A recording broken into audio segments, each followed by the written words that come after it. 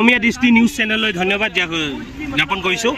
এই অঞ্চলটো দেখিলোঁ বহুত কণ্ডিশ্যন বহুতে বেয়া।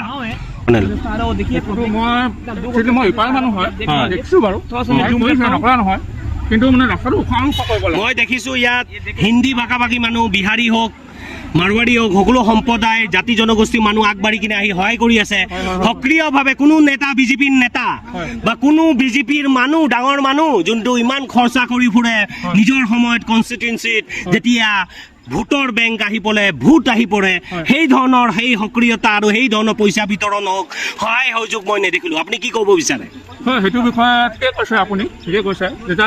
যেতিয়া কিবা হয়, ভোটৰ টাইম হয়, ভোট বিচাৰি পেলাই আহিব, এইটো টাইমত চাব লাগিব ন, চৰকাৰ চাব লাগিব। এনডিএফ পাৰ্টি লাগিব, এইবোৰ মানুহ এটা বিলৰ পৰা কিমান পানী হৈছিলে, ইপাৰলৈকে পানী, আমাৰ ইমান ঘৰত নিজৰ ঘৰত পানী ইমানটো হৈছে, ইপাৰলৈ পানী ইমানটো হৈছে দাদা।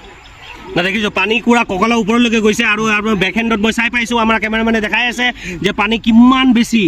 এই পানীত এতিয়াও কোনো ধৰণৰ আৰু কোনো মানুহ মই দেখিছোঁ, কোনো ধৰণৰ ডিচি হওক, চৰকাৰ হওক, কোনো মানুহ আহি কিনে কমপ্লিট এনালিচিছ কৰি পোৱা নাই। আৰু তাৰ বাহিৰে সকলো বিহাৰী সমাজৰ মানুহ হওক, হিন্দী ভাষাভাষী মানুহ হওক, নানান জনগোষ্ঠী, মুছলিম হওক, আহি কিনে আপোনালোকক কিবা সহায় সহযোগ কৰি আছে, যোনটো সেই সহায়ৰ ৱেটেজটোতকৈ বেছি দিব লাগিছিল চৰকাৰ, তাক মই কোনো ধৰণৰ কাম দেখি পোৱা নাই গ্ৰাউণ্ডত। আপোনাৰ মানে কি ক'ব বিচাৰে এতিয়া? ৰাস্তাটো পানীটো কিবা বানটো প্ৰথমতে ঠিক কৰিব লাগে। নাগালেণ্ডত যিটো বান পৰিস্থিতি হ'ল, নেপালীকুটি যিটো পৰিস্থিতি হ'ল, আমাৰ হেমন্ত বিশ্ব শৰ্মা ডাঙৰীয়া কৈ আছে ক্লাউড বাছ, বাট তাৰ বাহিৰেও আৰু বহুত ধৰণৰ কাৰণ আছিল এই বানপানীটো বিষয়ে। আজিলৈকে সৰুৰ পৰা ডাঙৰ হৈ গ'লো, তাৰ মই দেখি নাই পোৱা এনেকুৱা পানী দেখা নাই। মোৰ 30 বছৰ হ'ল, আজিলৈকে এনেকুৱা বানপানী নাই দেখা লাইফত। এয়া আপুনি দেখি পালে অসমীয়া দৃষ্টিত এই গাঁওটোৰ কণ্ডিশ্যন। আৰু মই বিচাৰোঁ ৰাইজৰ পৰা আপোনালোকে এই গাঁওটোৰ বিষয়ে কওক। আপোনাৰ এই গাঁওটোৰ নাম কি বা কৈ দিয়ক? সিংগদা গোহাঁই গাঁও, শিলগগৈ সমষ্টিত পৰে। এইয়া আপুনি দৃশ্য চাই পাইছে, মানুহে কেনেকুৱাকৈ অহা যোৱা কৰি আছে। আৰু এইপিনে বহুত ডাঙৰ সহায় দৰকাৰ। সোনকালে যাতে চৰকাৰে এই ভিডিঅ' মাধ্যমে দেখি পাইছে, অসমীয়া দৃষ্টি মাধ্যমত আহক, আগবাঢ়ি আহক। আৰু এটা ডাঙৰ ৰিলিফ আৰু ডাঙৰ সহায় প্ৰয়োজন।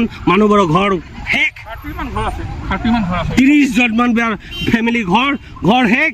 তাৰ বাহিৰে আৰু নানান ধৰণৰ সহায় সহযোগ বিচাৰি আছে।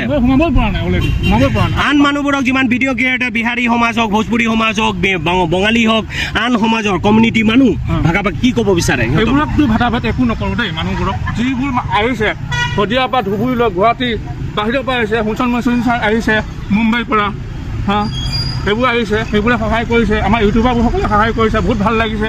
আৰু এনেকৈ সহায় সহযোগ কৰিলে চবেই যদি এইটো ঘৰতে ভিডিঅ'টো বনাই দিয়ে, অলপমান ভাল পাম। ধন্যবাদ। এইয়া অসমীয়া দৃষ্টিত, থেংক ইউ।